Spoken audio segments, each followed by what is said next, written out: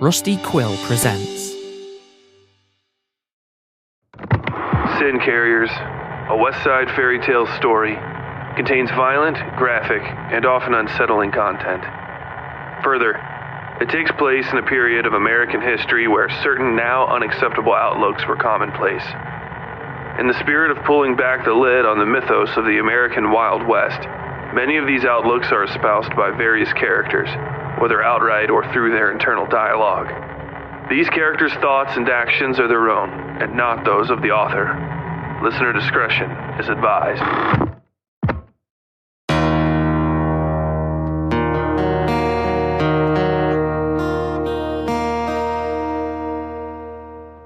Previously on Sin Carriers, Tolliver woke to find a great change had overcome him, along with a great hunger.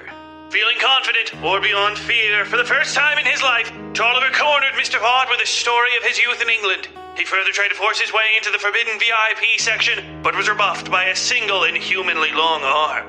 Garvey and Cutting disembarked from the train and entered the stilt town, Atalia, each with their own goals in mind. Vicky, Ducky, Elam, and Mildover converse amongst themselves about what's to be done with Sue. Mildover settling on turning her in after the trip, and Vicky taking a firm stand that he wouldn't allow them to do so.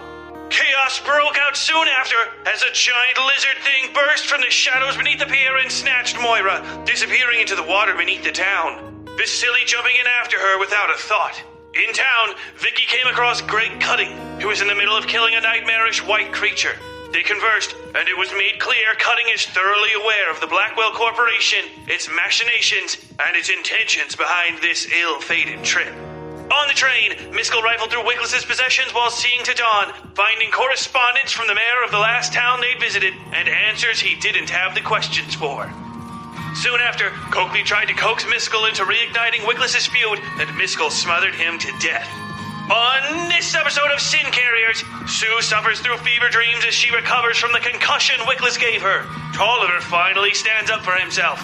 Vasily fights for his life in the fetid waters beneath the town. Mildover is terrified by something familiar, and Vicky finds himself sent off on a solo mission. What is the beast beneath the waves? A new and terrifying demon, or one we already know? Will Tolliver's new existence become a freedom for him, or a burden beyond his means to carry? And what secrets does this new location hold?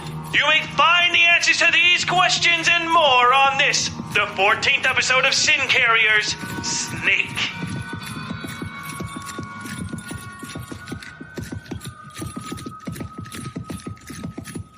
Dust vanished through the lidless eyes of the rider's dead skin mask. What touched the wet horror behind those hollows never fell from beneath the torn leather throat. Stiffened flesh rasped a dry rhythm beneath the gusting sands. The sockets seemed to howl in the wind. A lot going on up ahead, huh? The must said, cracking his neck. This far out from civilization, he'd stopped bothering to reform all of his clothing, forgoing shoes entirely. His suit hung in ragged strips off his body. Right arm gone, left knee showing through thin and smoking fabric. Seems so. The rider replied. His new pet ran up alongside him, moaning and falling onto his face in the dirt. When the rider's horse stopped, Wickless was allowed to stop too. But only then. Every other second was spent in endless agony. He clawed at the broken bones in his thighs as they stitched themselves back together. The rider looked at him, said nothing, and sauntered his horse to the crest of the closest hill. Wickless winced, waiting for the invisible draw, but he'd stopped close enough. He nearly broke into tears and fell back on the ground. The must's retinue of jittery, ball-headed things walked up alongside him and took root like mannequins. They sniffed the air and cocked their heads at every slightest sound. There were women and men, a touch more women, and they all wore whatever they'd had on when the must found them hiding in town. Some others had approached or even attacked him. Of their number, only one of the gray-suited Pinkertons remained. It alone stood quietly, staring up the tracks toward the village ahead of them. Atalia, the must said, tromping up beside the rider. The dead skin mask favored him with a look. The rider rested his hands in his lap. You're familiar with it? He asked. The must shrugged and slapped the dust out of his hat. He fit the bent bill in place and tipped it down, letting it shade his eyes as he looked at the sky. I've been through it twice, he said. It's disgusting. They were drilling for oil and struck the aquifer. Now the entire place smells like mildew and petrol. The rider rolled his shoulders, looking at the town. Are you going to try waiting them out again? No, the rider said, snapping his reins. The horse kicked about and trotted back down the hill, just far enough Wickless could feel himself getting pulled to his feet. He hissed and stumbled and jogged to catch up with the rider. They hadn't stopped moving since the thing had dragged him off the tracks and given him a second life. Even that little bit was enough to let his legs nearly finish healing, though they still hurt enough he wanted to scream. What should I do? Wickless asked. The rider didn't so much as look at him. I could go ahead and maybe talk them out of there. Let them know you're coming. The rider looked down at him and Wickless turned away. He still tried to explain himself. I could let them know you mean business and they should just cooperate. I don't cooperate, the rider replied. And they knew I'm coming. They can feel it in their bones. Even if they don't know it. It's like an itch on the backs of their necks. He stopped and looked back at the must, who was kicking loose sand out of his trousers. The man realized they were all looking at him and glared. What? He asked. Wickless shivered. He didn't know why, but he was sure the rider had just smiled behind that mask of his. It was something he felt in his heart, no less cold and sure than the knife that had taken his eyes out of his head. He raised his hand to his cheekbones and pressed the balls of his eyes. They weren't the ones he'd been born with. He could feel that expressly somehow, but they were eyes. Not a thing on earth had ever hurt him as bad as that woman cutting him. He'd been looking at her eyes, Sue's, when she'd done it. When he finally got her, he would finish what he started, and he'd begin with her eyes. Keep it in your pants, boy, the rider said in a low voice. For the first time since they'd met, he hopped down from the horse. Wickless caught the reins he tossed to him and watched, dumbfounded, as the rider walked up to the must. The smaller, though somehow no less severe, man gave the rider a suspicious look as he approached. Again, Wickless could feel the thing smiling, grinning and sauntering up like a poker cheat hunting for a friendly game. You've been a Blackwell boy a long time, ain't you? He asked. The must glared and set his feet firmly in the ground. He crossed his arms and the dust began to swirl around his ankles. What are you getting at? He asked. If he were a braver man, Wickless knew, he would have appended a boy to the end of that sentence. But by his own estimations, Wickless didn't believe a man that brave likely existed. You know who I'm working for? The rider asked. Should I? If you were somebody that mattered, sure. The rider said.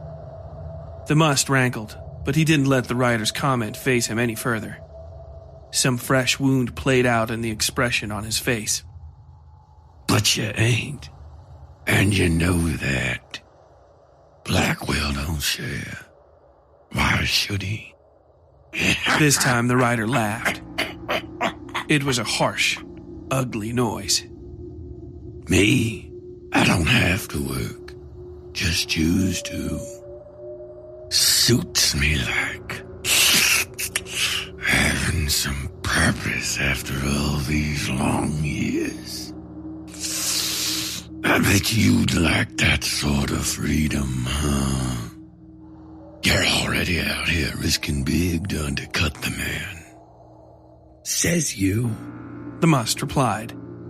But Wickless could tell he was hanging on the rider's words. Says me. The rider replied. All I need's gets the job done. Doesn't matter if I do it. But if you end up making the handoff, well, that might be a nice little introduction for you.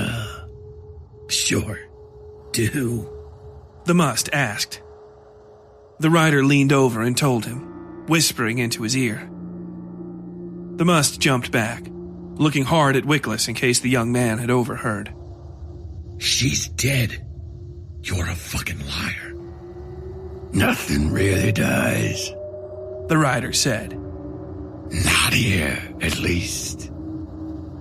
He grabbed the must by his shirt and dragged him close, whispering in his ear. This time, the smaller man broke away and gave the distant city, Wickless, and the rider all a series of horrified looks, and then collapsed into a pile of sun-colored sand. It blew away toward the town of Italia, and the must's little retinue took off running after it. Some of them dropped to all fours and loped along like wolves. Good Lord. What did you tell him? The rider gave Wickless a withering look and took his reins back, hopping up onto the horse. What I'm looking for, the rider said. He's gonna thin things out, and y'all gonna tell me all about this crew up ahead. We got time. They began to walk, and Wickless obliged him.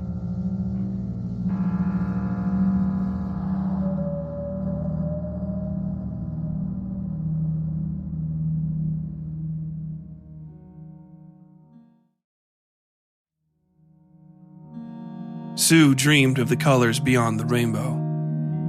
Broken crystals laying at the farthest edges of the true universal darkness.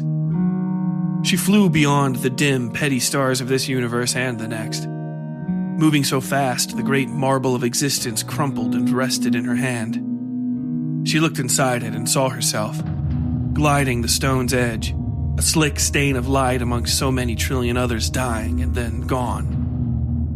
The last flickering lights died as embers in a fire do. Sadly, quietly. She stood alone in an infinitely small void, merely the memory of herself or some other self which might be. Anonymous millions wandered past her, darkly clothed and faceless save for the burn scars rooted into the flesh covering their skulls. They bowed as they passed, but were no more aware than foam rolling over a river. The egg in her palm shifted, moved. Endless dark, deeper than the universe and all the space beyond, drank the light from this stuffy, dust-choked room. Redness grew within, and so the marble did too grow. It shook, grew hot, burst, leaving Sue with a handful of blood and a black baby chick crying weakly in her hand. The faceless hordes stalled their mindless shifting and looked to her. Backs of heads, tilted ears, chins, and hands. These things had no sense of what made a human face and less of what to do with one to indicate interest. Silence lingered. The chick shook itself off and looked up at Sue, chirping once and then alighting on her sleeve. Blood she'd never washed away had stained not just part of her cuff, but all of it and more leather up to the elbow. The horde rushed at her, at the chick, reaching with hands and teeth. Some ripped away at their dusty clothes and opened great rents in their skin. These bore lips and fangs and tongues that moved with twitchy, insectile gracelessness. They fell on her and Sue held the chick to her chest, screaming, feeling them tearing her skin and biting into her. Some sharp thing plucked out her eye, another broke her spine, and just when she thought she was about to die, she felt a stirring in her hands. Black wings unfurled around her, beating these things to dust, and a great figure stood over her. As she lay dying, he knelt and held her head in his hands, his wings swirling closed around them. Sue shot up in bed, rolled over, and vomited. Her skull ached so bad she reflexively curled up and held her forehead against her knees. Another wave of nausea forced her to dip her chin over the edge of her bed and dry heave. Eye-watering pressure built in her skull, and she faded again into the gray nothingness of dream. No, children, I'm afraid. The crone said, pressing each card down with her thumb so that they snapped onto the table. Now that was never going to be an issue for you. Death was your only other option. The girl sat with the unfolded shaving knife in her lap, watching oily light dance over the blade. The handle shone too, though in a dull way. She'd cleaned off the blood a while ago, but could still see the stains on her hands. I don't care about that, the girl said, thinking of dead Hakeem with his face missing. I don't want children. True. I never did. A lie, but a soft one. The girl touched the puckered scars on her stomach and watched the woman spin the cards, her ruddy face twisting up at the corners. A smile. The cards bunched and spun as her father and the other men of her clan had spun in worship of the Almighty. Not so almighty now, she knew. Or even if he was, his exaltation meant nothing. He didn't care. What cards do you have left, darling? The crone asked. The girl looked at the 3 cards in her hand, but no matter what she tried, only 2 of them showed their faces to her. This seemed to answer the crone's question anyway. Wolves howled and paced outside the sunken, earthen hut. A long way still to go then. The ancient thing swept her hands over the cards, spiraling them up into a ball of banded ribbons that rolled over top themselves. Colorful faces looked at the girl, who glared back. It's just a game, the cat sitting behind her said. It licked its paw and leapt onto the table, drawing a look of scorn from the crone so hot it might have burned his hair. The cat stretched and looked at the girl. You don't have to play if you don't want to. The crone swiped at him and he laughed, bursting into a flurry of cards that scattered over the table and disappeared into the orb floating before the ancient woman. But if you do play, it's because you want to. The crone hissed through her teeth. He stirs, she said in a quiet voice. The swirling ball shrank and darkened, becoming as hard and black as polished coal. Inside lay the glittering points of all the stars that had ever been or would be. Brightest amongst them, laying at the far arm of a rural galaxy, shone an eye of perfect blue. A star whose radiation spread out and boiled the universe in a sea of rolling purple fire. Something snapped and this picture froze, cracked. The orb split and a bird's beak pushed out of the old egg. It looked at the girl, spread its wings, and fluttered into her arms. Its feathers were a comfort against her neck. Warm and smooth, they caused her to burst into tears and lay her fingers gently across the thing's back. When she opened her eyes, the crone's face was all she could see. Bigger than the table in the earthen house, it seemed baked into the walls. Its toothless mouth opened wide, and a knotted white hand reached for the fledgling. Sue flew up out of bed this time, propelled not by her own effort but by the entire car lifting off the ground and tossing her face first into the metal banding of the rack overhead. She screamed and clutched her forehead, bouncing violently as the train car crashed down into the tracks and then began turning onto its side. What the fuck? She hissed, covering her tender skull as the car collapsed onto its side, and piles upon piles of other people's shit started pelting her, burying her. Something struck the car again and it rolled fully onto its roof, the thin support beams screaming and popping rivets under the sudden strain. Then Sue was clinging like a cat to the bars she'd just slammed her face into seconds ago. She gritted her teeth as the car was pitched onto its side, turning the quick walk to the other racks into a 10-foot fall. It wasn't far, but she didn't intend on being pitched about the second she landed either. Commotion continued outside for a long second before she finally let go and dropped into the pile of garbage beneath her. Despite her best efforts, she still managed to turn an ankle and bang her knee sliding on the scattered mattresses. Something struck the train again, and this time it slid along its side. Not flipping, but bounding with enough energy she rolled over top the sideways rack and landed on the middle of the downward-facing wall. A dislodged mattress fell beside her, and a lump of foul-smelling paper struck Sue in the cheek. It stuck to her skin, and she would have just thrown the stuff if she hadn't seen a small, familiar face looking back at her. That's money, she mumbled to herself, sniffing the papers and grimacing. She looked around and grabbed some scraps of nearby cloth to wrap it in before forcing her way to the door. Noises from the outside told her quite plainly that whatever was happening to her car was happening to the rest of the train as well. She waited at the door for a long moment, listening to a silence deepen outside until she was sure she could open it. Nothing. Sand pattering the steel sides of the car. Nothing. Sue opened the door and fell back as a blur of noise shot past her, screeching so loud she had to cover her ears and bury her head between her knees for relief. When she looked up, the door and part of the back of the train had vanished, leaving only shredded, hot-smelling metal. The shadows around her were also in different positions. She swallowed, considered her options, and ran for the hole. Sue leapt outside, stumbling over loose rocks and rolling into a sandy wash. The noises had started up again, howling and crackling nonsense unlike anything she'd ever heard before. She pushed herself onto her knees and peeked over a stony lip at what was going on. What she found was beyond her understanding.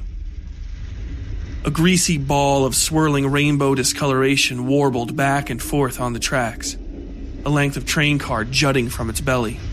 And it did have a belly, and arms and a head, though all of them were smooth and without fine details. You fucking slug! A man shouted from behind her.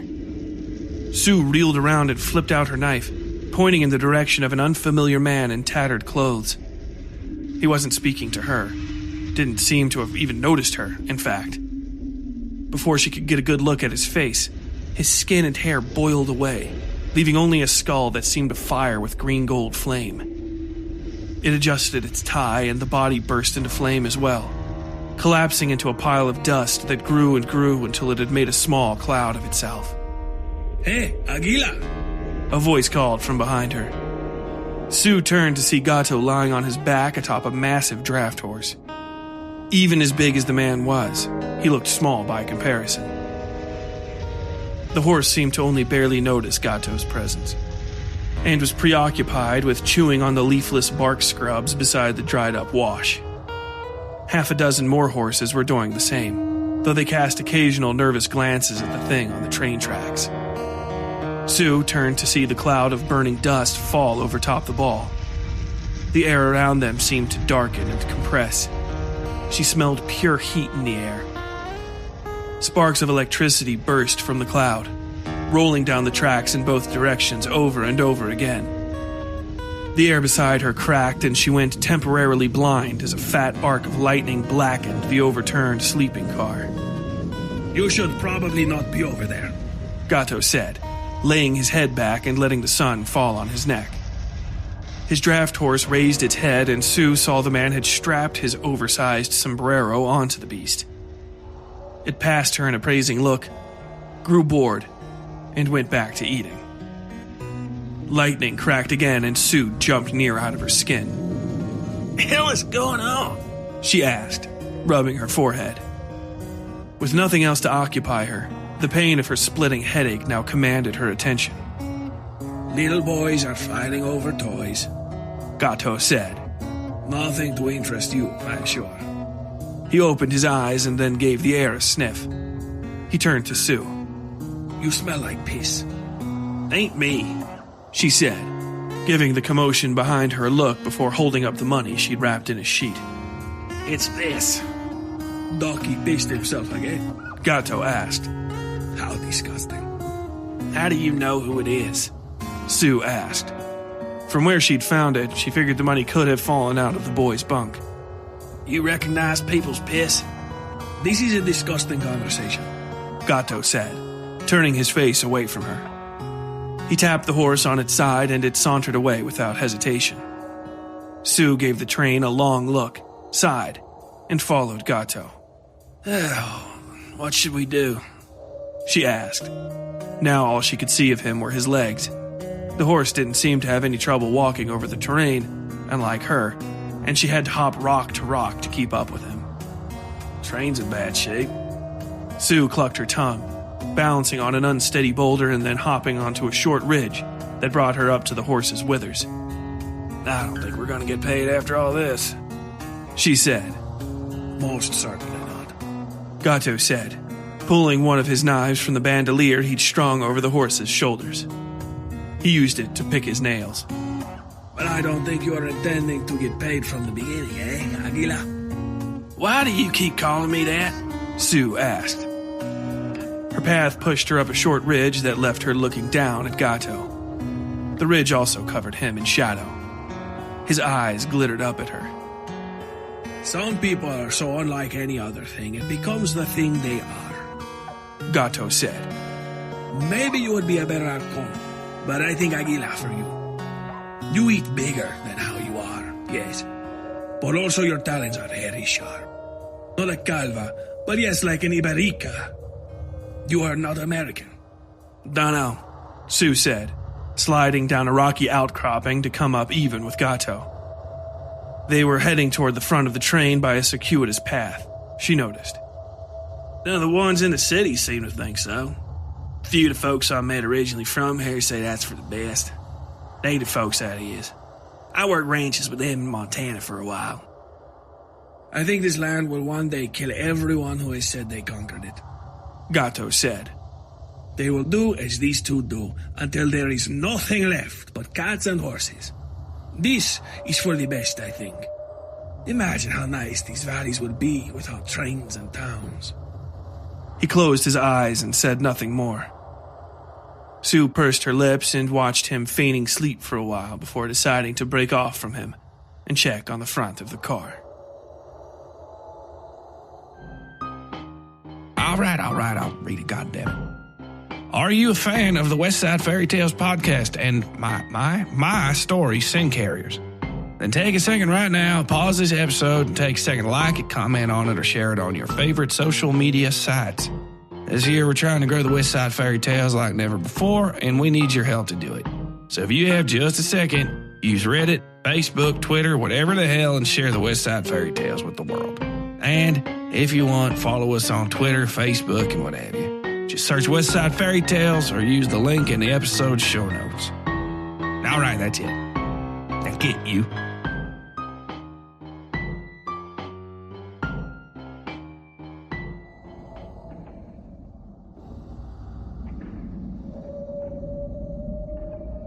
Tolliver languished in the sun, rolling what he could of himself into the shade beneath the train car. Above him, he could hear spooked horses stamping about and bumping into their gates. It was an awful, raucous noise, dull and metallic. He could feel it pushing into him from all angles like so many needles. He moved what felt like an arm to slap at them, hush them up, and felt a great crunch beneath his flesh. Sunlight burned him, battered him. He crawled for shade on instinct, blind until he was again in the dark. Hey, you, a voice said. Tolliver moved his eyes through his body and found the tall Castellano peering at him beneath the lip of the car. The horses had restarted their damnable stamping. The tall man, Gato, was frowning and dangling a severe-looking knife from his right hand. Something about the turquoise decorations made Tolliver's flesh recoil. Gato pointed the knife at him. Do you know what has happened to you? You are making a mess of things. I don't feel okay, Tolliver said. He opened his face and took in the smells of the man, the horses above. Beyond all of that, he could smell her, sharp and cloying, fierce. The woman. He felt himself sweating at the thought of her. The man stepped back and squatted. You are not okay, Senor Loeb, Gato said. But you'll be fine, I think. You understand you have grown very large, yes? I didn't. Tolliver took stock of himself, casting his eyes about. They saw in odd, fractal colors, and there were many more now than the two he'd been born with. His presence spread out in a long smear beneath 3 of the cars, mostly hauled up beneath the horses. Eyes clustered there in translucent flesh, alongside the reddish pulp of his brain and some other odd organs. He looked inside himself, literally turning his own eyeballs backward, and saw this. The revulsion wasn't immediate. It rose and fell like the ocean, coming and going again and again until it finally struck a low tidal point and rested there. Gatto watched him closely through all his introspections, eyes glittering a dull yellow in the shade beneath his tattered hat. Tolliver sighed and tried to drag himself together, but he couldn't manage to do much more than fatten the largest part of himself. It thickened and pushed the horse cart into the air. Gatto slashed him, a thin cut that burned and continued burning for a long while after. Tolliver shouted, feeling every train car resonate above him. The Castellano watched dispassionately, waiting for Tolliver to quiet. When he did, he pointed the knife at the closest eye, which tried to tuck itself back into Tolliver's mass. You don't move anymore. Understand?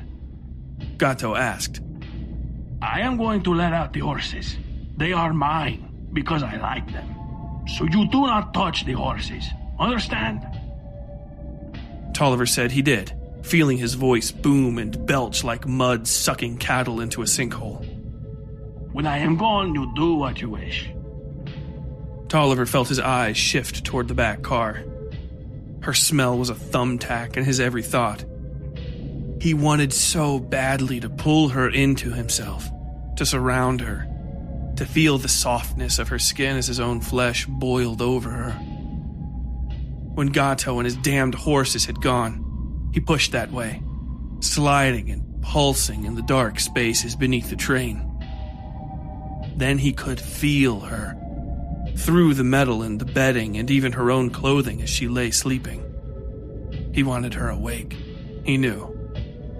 He wanted her to see him pushing into every window and door around her. He wanted her to know what was happening and finally surrender to him. Let her muscles go slack and give herself to the flesh. He pushed upward, bouncing the car especially hard and knocking it completely free of the track. No. It caught the edge of the embankment and rolled over onto its side, taking nearly half the remaining cars off the rails with it. Oh well. It was all fine. If that wasn't enough to wake her, what would be?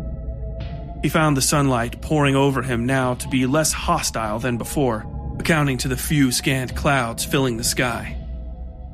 Or, perhaps, he was just growing accustomed to this new arrangement.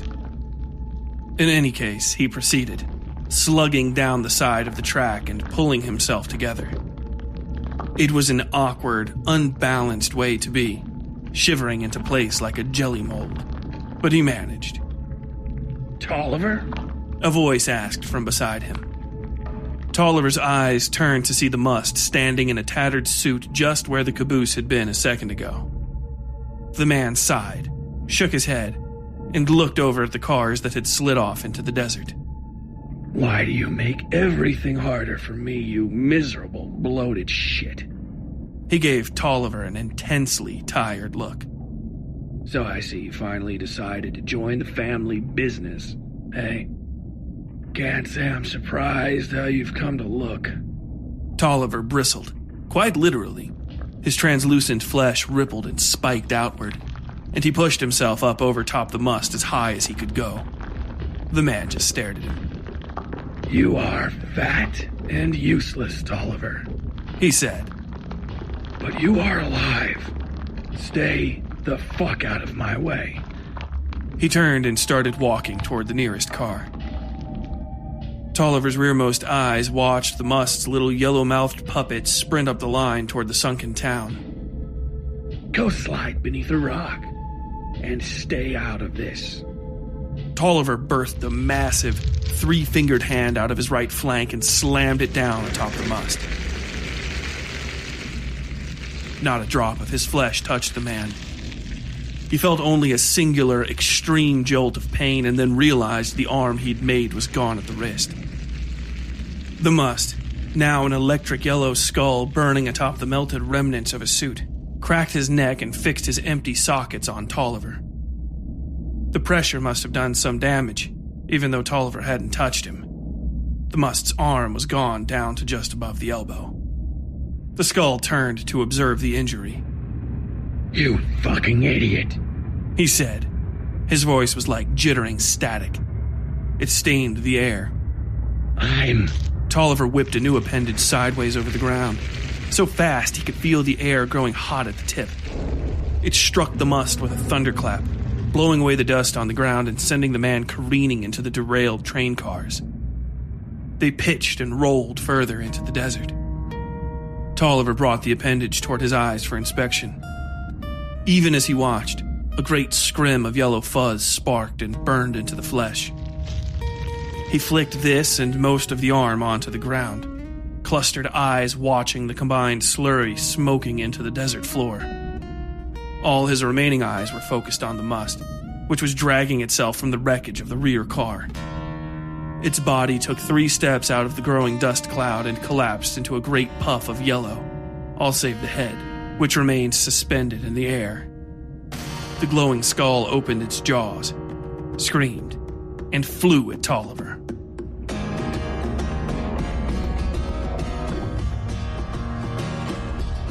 Vasily hugged his body against the tail of the snake thing as it shot through the forest of support poles beneath the village. He forced his eyes shut against the current of filthy water and desperately tried to hold his breath, even as the thing battered him against the posts. The protection beneath his jacket held out, thankfully. Otherwise, he'd certainly have been critically wounded. A broken rib at the least.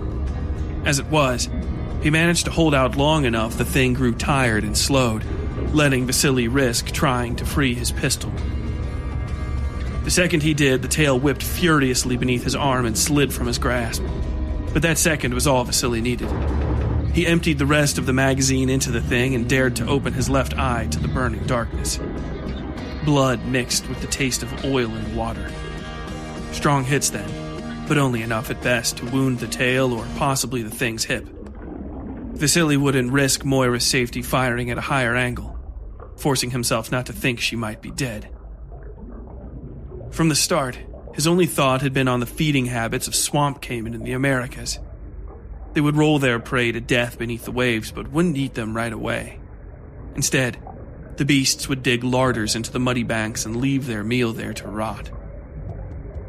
He felt an odd heat against his breast, but ignored it, searching through the pain for shapes in the black. Something in these chill depths that would prove Moira alive, or at least provide him with some new information. He whipped his head about, lungs screaming for air. Nothing. The beast had gone. He needed to surface. Nothing. Yumiko disappearing beneath the waves, her corpse swaddled tight in canvas cloth. Fog obscured light from the ship pressed down over top her, marking her silhouette as it bucked and twisted. Thin black arms pressed from the cloth, clawing up at the surface and disappeared. A hand, small and pale, floated through blue shafts of sunlight cutting down through the slats in the boardwalks overhead. Moira hovered in the water just below him, dress swirling around her as her body came to rest amongst shards of broken wood jutting up from the sandy floor.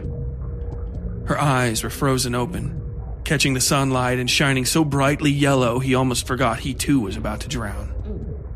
The thing at his breast, likely some new injury the creature had dealt him, burned so hotly the pain bloomed like a flower in his mind.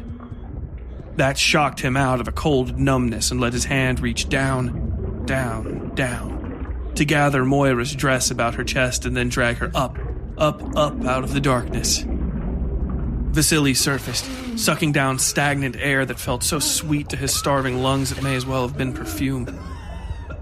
He tried to haul Moira out of the water, but she slipped the second her face broke the surface. He cursed and dove again, not quite seeing the shape of something twisted around one of the support poles a few meters away. Red eyeshine followed Vasily's back as the man dove clumsily beneath the gently lapping surface. After a few minutes of quiet, he resurfaced, dragging Moira's face above the water and trying to slap her awake. Whatever had been done to his chest burned so hotly now he felt himself drifting in and out of consciousness. His body moved on without him, splashing and back-paddling until his arms slapped down on a crude dock resting just beneath the water. He dragged himself and Moira atop it, coughing and ejecting the empty magazine and fumbling the last of his 2 remaining magazines into the feed well. He held the slide open and blew through the barrel before racking around into the chamber and trying to find the thing that had dragged Moira into the water. Silence and darkness greeted him. Waves lapped against the sand behind and beside him. He'd apparently made it all the way to a dock fixed to the eastern shore of a fetid pond beneath the village, or at least to some sort of island he didn't see earlier. In the distance, he could hear footsteps and splashes, shouts, many little things falling into the water. All this noise echoed and died and re-emerged amongst the suffocating forest of support posts. Most of the wooden poles were so dark with mold he could only see them as silhouettes against what light leaked through the boards overhead. Moira's body slipped from his grasp and cupfuls of water dribbled onto the boards. Vasily heard something chuckle in the dark, and he turned and fired twice, hearing only one shot, and a splash. "Shit," he muttered to himself in Russian, manually ejecting the second round. He'd pulled the trigger on it, but it hadn't gone off. Even that short amount of time in the water had been enough to wet the powder in the cartridge. It could also simply have been a bad primer, but that was far less a certainty than the impromptu dive he'd just gone on. He saw something slide just beneath the surface of the water 10 or so meters from shore. Far enough he wasn't comfortable wasting bullets to shoot at it. Something burned in his chest, had been burning, and he stripped off his jacket to inspect the armor beneath. A blackened bit over his left breast was hot to the touch. Steaming, actually, and covered with ash from his burned suit and what looked like bits of smoldering red paper. "Vasily?" Moira croaked. He looked and saw he laid his jacket over top her instinctively, which was probably not the best idea given how wet she was. He reached to take it off her, but she curled her arms around it and he paused. Soft red embers burned around a growing hole in the left breast of the jacket, curlicues of smoke rising upward. "What on earth?" he said, looking quickly to Moira's face. Her eyes were lazy from the near drowning, not quite able to stay open on their own, but she seemed present enough to hear him. He was glad to not have to try resuscitating her himself, but her recovery made no sense. Best not to look a gift horse in the mouth, though, he thought. "Can you stand?" he asked, looking at the crude stairwell leading up into the light at the back of the dock. She followed his gaze and then nodded, coughing, though she didn't seem able to do much else. He cursed under his breath, feeling waves kick up onto the little dock beneath him. Something was moving in the water. He pulled his feet away from the edge. "You need to go, Moira," he said, shaking her shoulder. "You need to move." She looked at him and then turned and began coughing until she was vomiting up cups of water onto the boards. More than she should have ever had in her lungs and still remained conscious. Vasily felt an impact on the boards by his feet and turned to see the creature erupt from the water. It was fully 20 feet long, possibly longer as its tail disappeared into the water beyond where he could see. Thick arms powered it forward over Vasily's legs, protruding from a scaled chest that was part human, part caiman. Its mouth took up every inch from its breast to its nose, forming a dangling pouch that spread wide at the lips like some profane, toothed frog. In a moment of frozen clarity, the word Sicilian popped into Vasily's mind, along with the smell of old textbooks and an image of a great, blind worm. Then it opened that mouth, and bit into Vasily so hard he felt the steel around his chest and arm threatening to give way. He could hear rivets and fasteners popping and bursting loose, could feel them stabbing him beneath the metal. Vasily had managed to keep his neck out of the way of the bite, forestalling an outright fatal jab to his throat, but the thing was now dragging him back into the water. Confusion had shown in its eyes when it hadn't bitten through him like he were a great stick of butter, but it was still determined to kill him. Vasily jammed his gun against the thing's face and pulled the trigger. For a moment it froze, clearly worried, but then the bullet failed to fire, and Vasily heard the thing laugh deep in its belly. Then he was twirling into the air and down into the water, spinning away into the dark.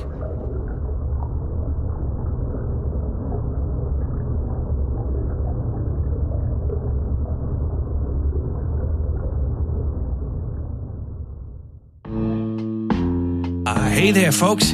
If you're like me, then you love a scary story. But why settle for bargain bin, big box store blandness when you can get piping hot homemade horror delivered directly to your home? Support the Westside Fairytales today on Patreon, and you can get episodes like this one ad-free, as well as access to merch, ebooks, and other amazing deals. But most importantly, you'll help bring weird, original content like Sin Carriers to life.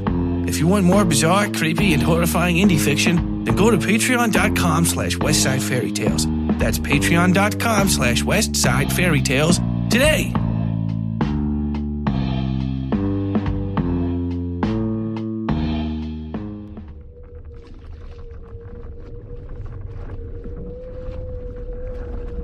Vicky passed building after building, leading the others deeper into the odd, floating town.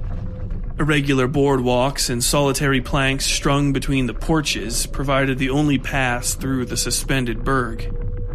Blindly running into the town had gotten them safely away from the collapsing platforms beside the train, but now getting back to the train was proving nigh impossible.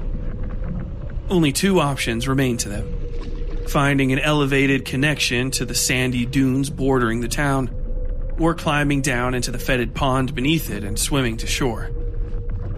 Vicky grimaced when he thought of that option and looked at the glimmering shadows beneath him. Whatever lurked in the waters was still battering its way about the support posts beneath their feet.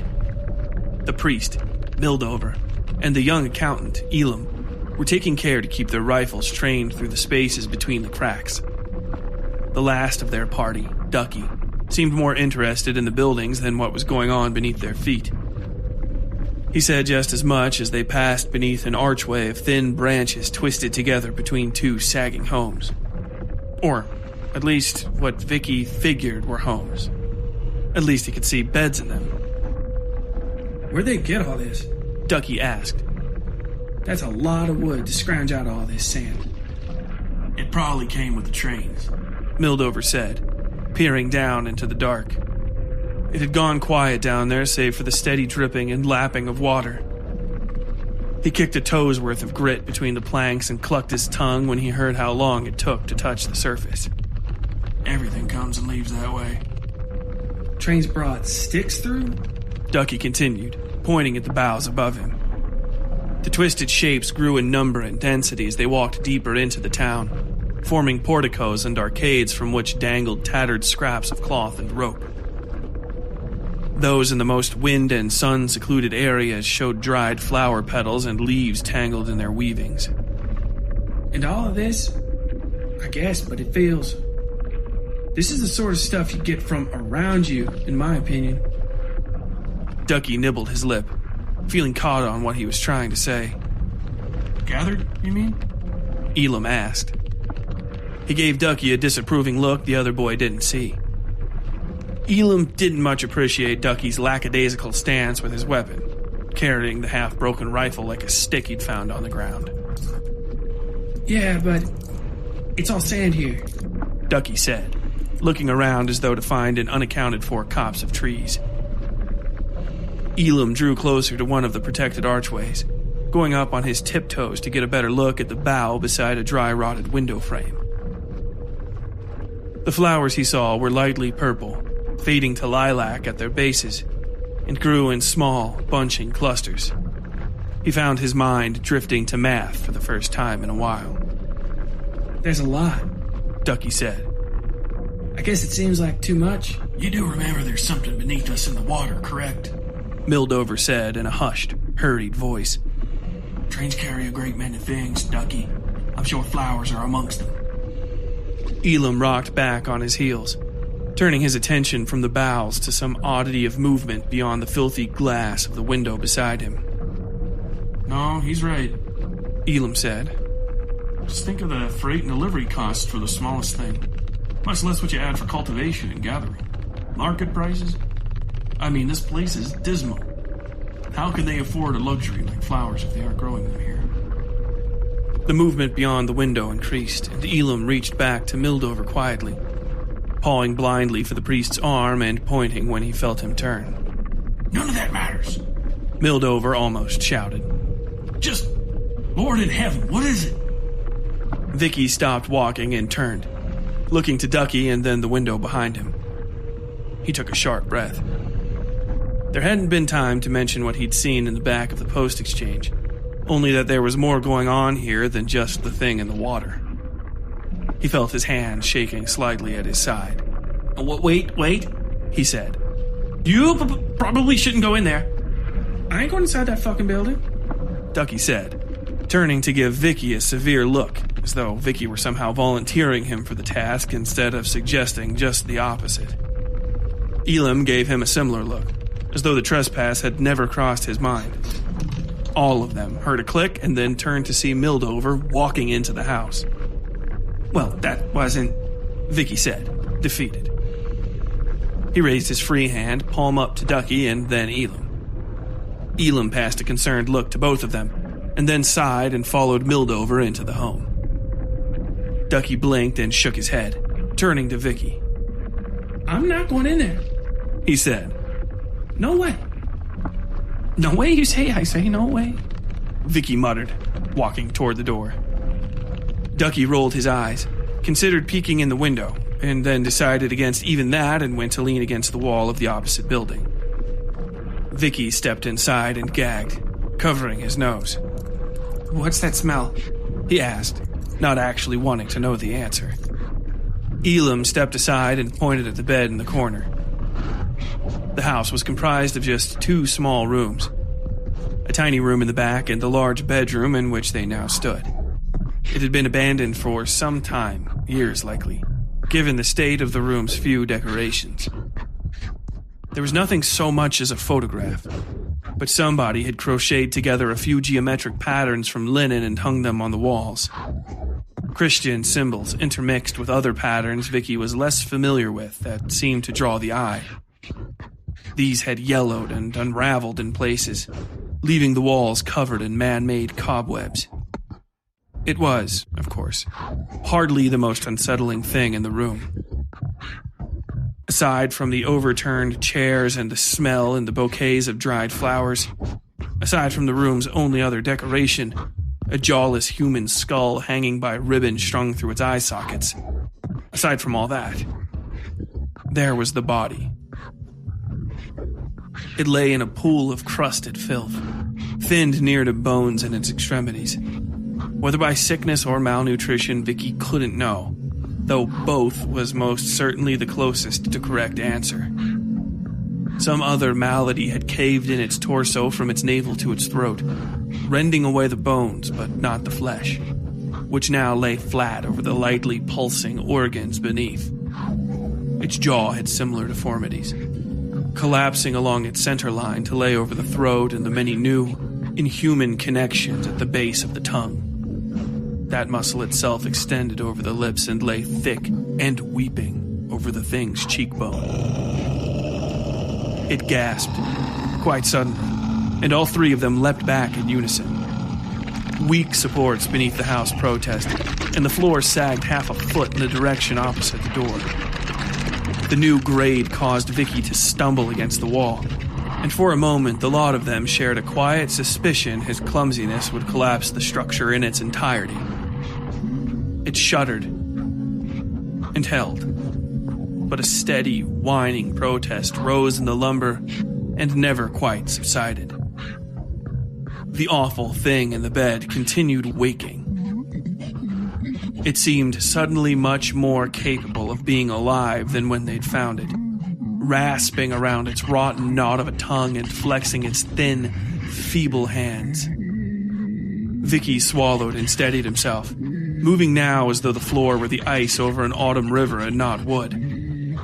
Elam watched him cautiously. Mildover, the priest, had eyes for nothing but the thing. Hell's going on in there? Ducky called from outside. Y'all better come back out. That house is leaning. Vicky's eyes darted toward the entrance and then to Mildover. The man had a curious look on his face. The most emotion, honestly, Vicky had seen him express since they'd began their time on the train. Surprise, revulsion, and recognition. Hey! Ducky yelled outside. Vicky turned to tell him things were fine, if odd, in the building, but a gunshot rendered him temporarily deaf. The blast was so intense inside the building he found himself slightly off balance and stumbling into the wall again. This time, Elam followed him, his curses just barely audible over the impromptu tinnitus. It only took a second for the men to recover, but when they did, they found Mildover standing over top the body, with his rifle pointed at what remained of the thing's head. What in the fuck, Mildover? Elam shouted. The priest looked at him, face almost childish in the depth of its fear. He reached down without explanation to the scant, stained sheets covering the thing's pelvis and tore them away. Vicky might have blushed upon finding it was a female, were the other revelation not so distressing. Something like a great red kidney lay on the bed beside it, pulsing to the same rhythm as the thing's now dying heart. It was part organ, part balloon, and so swollen with fluid and matter its lightly translucent skin stretched tight as a drum. Cords of twisted flesh connected it to the body beside it, those two almost glowing with that same profane red light. That color continued into the thing's body past the connection point above the hip, and to the right of the navel, fading as it approached the abdomen. What in the name of God? Vicky asked.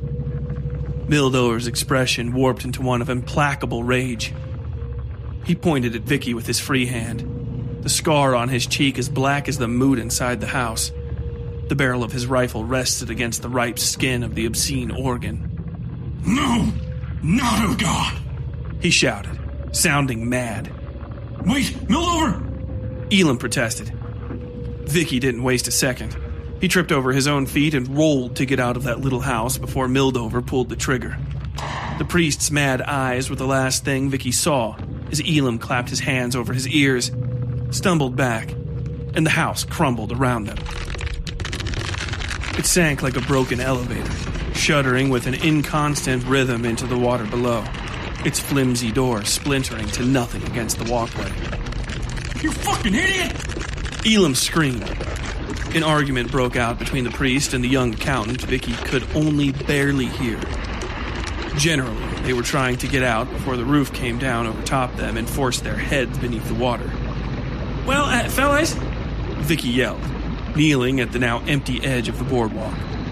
I think I'll go find some rope or something. Okay. They couldn't hear him. He was surprised they could even hear each other, to be honest. Vicky looked around and realized Ducky had vanished. God damn it. He picked up his suitcase and brushed himself off, taking stock of the structures around him before walking to a blocky storage building like the one behind the post exchange. He found it to be a sort of boat launch, laid out long ways with a wide ramp down the middle to accommodate boats being dragged in and out of the water. The boats themselves were small, two-seated things with flat bottoms and sides that would be good only for floating about on the placid waters below the town. One of these, floundered and still laden with barrels of something, lay half submerged at the base of the dock. Given the lack of clearance, it would be impossible for him to launch anything off that ramp without a few men to remove the debris. Damn, Vicky said, looking around for anything else to help Elam and the priest. Awful noises were rising up throughout the town and back by their train. Screeching metal and thunderclap explosions.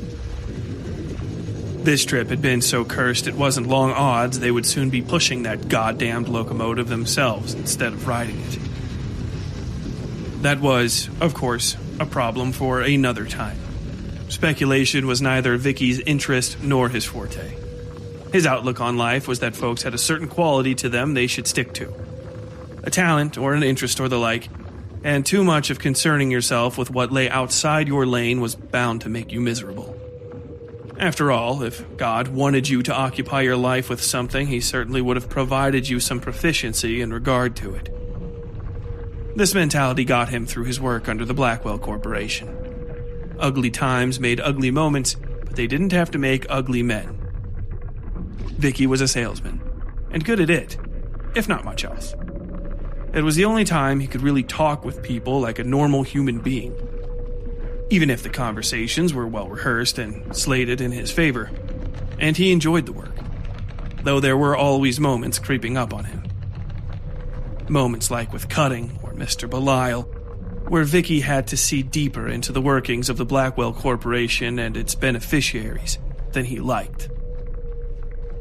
It was a kindness that he could shut all that out, like it was all flickering city lights beyond a locked and often shuttered window to which he possessed the only key. Work was work, after all, and without Mr. Blackwell, what else would Vicky do? When only one person was kind enough to provide you a living, you couldn't just walk away from that. Aha!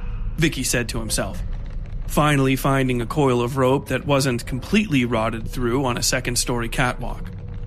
It still wasn't in perfect condition, but it seemed strong enough and long enough to get those two out of the water, assuming they weren't already dead or free from their own efforts. Vicky took a breath and wrapped the rope over his shoulder. A voice said below him. It came from a dark offshoot of the main building he hadn't explored yet. Vicky had climbed up to the catwalk because it was fairly well lit by the holes in the roof compared to the darker, deeper sections of the storage building. It was only a few yards wide, the top segment of a square, really, that made up the hole in the wall the boats launched through. Is that right? Hello down there? Vicky called, licking his lips and resettling the rope over his shoulders. Something shifted in the dark, a sound like a leather bag full of chopped meat being dragged and pushed over the wood planks. A head and eyes peeked out of the shadows beneath him, and Vicky decided then to be very, very quiet going forward. A thing just like the one Cutting had been stabbing to death struggled out of the dark beneath him, its crab eyes searching the room with erratic, insectile quickness. Vicky watched them twitch about left to right and then slowly rise to him. Damn, he muttered. The thing said, talking with the horrific, vertical mouth that dropped from its nose to its navel. This creature had deflated women's breasts dangling from its ruined ribcage, one of which twisted aside as a barbed, prehensile tendril pushed through the flesh at the top of it. The ugly appendage twitched about and then pointed in Vicky's direction. Excuse me, sir. Ma'am? Vicky said, standing and adjusting his suit. The typewriter-laden suitcase was a comfort in his hand. I'm not sure if you can understand me, but I would like to... The barb retracted into the thing's chest and then burst forward with a squelching pop. Vicky barely managed to stutter step out of the way before it embedded itself in his throat. The barb thunked into the wood behind him and then fell loose onto the catwalk. Nasty, clearish gel spurted from a hole in the curve beneath the tip. Vicky shuddered. I suppose that's it for introductions? He mumbled to himself, undoing the latches on his briefcase and pulling out a brand new Blackwell automatic typewriter. He hefted it over his head as the thing's body sprouted more barbs and the one that had flown at Vicky whipped back into the thing's chest.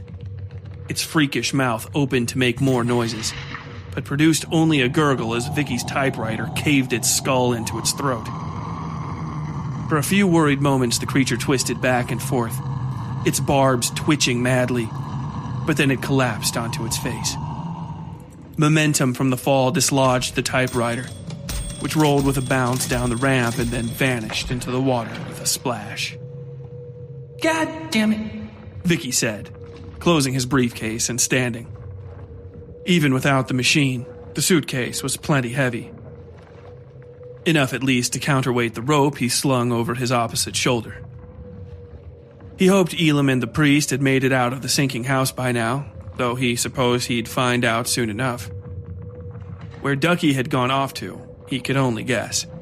But hope beyond hope, the boy had not come across one of those slug things he'd just killed.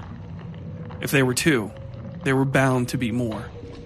And, come to think of it, it had a fairly similar look to the thing Mildover had shot in the bed. That certainly merits some asking after, Vicky thought to himself. He climbed down the ladder to the first floor and froze, noticing a shadow wriggling on the planks outside the doorway. It was the only way in or out of the building save for jumping into the water past the boat launch. Vicky watched the crab-eyed thing step into view. It was slightly bigger than the one he'd killed, and the fangs lining its mouth were long and thin and yellow. They wriggled and clicked. It said. The thing raised its eyes to the ceiling and let out a wet scream that made Vicky's skin crawl.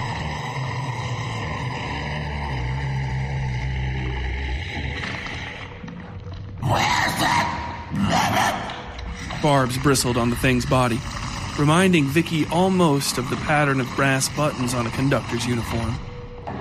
It pushed its way into the building, and Vicky was dismayed to see more shadows shuffling outside. They repeated the same nonsense phrases, punctuated with awful, irregular screams. Fine then, Vicky said, kneeling down and snapping a short key off the threads, tying it inside his jacket pocket. Then he reopened the suitcase and pulled aside the felt lining and its false bottom, running his finger over the latch beside the keyhole. He took a deep breath and then unlocked the hidden compartment, writhing shadows filling the floor beneath him.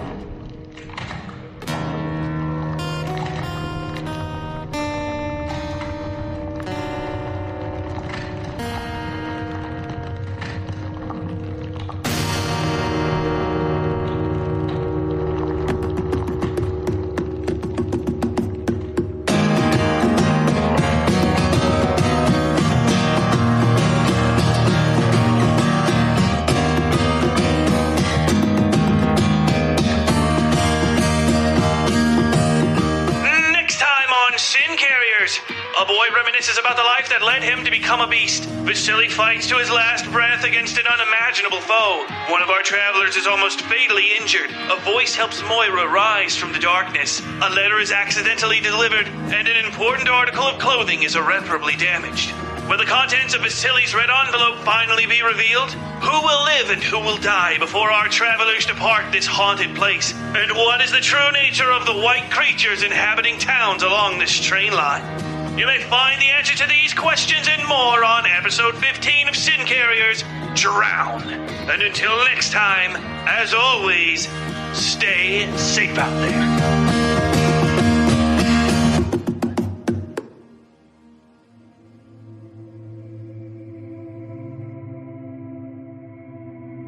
The Westside Fairytales is written, read, and produced by Tyler Bell. Sound design, original music, and Foley by WSF Productions, LLC. Episode art by Yui Breedlove. All content herein copyright WSF Productions 2023.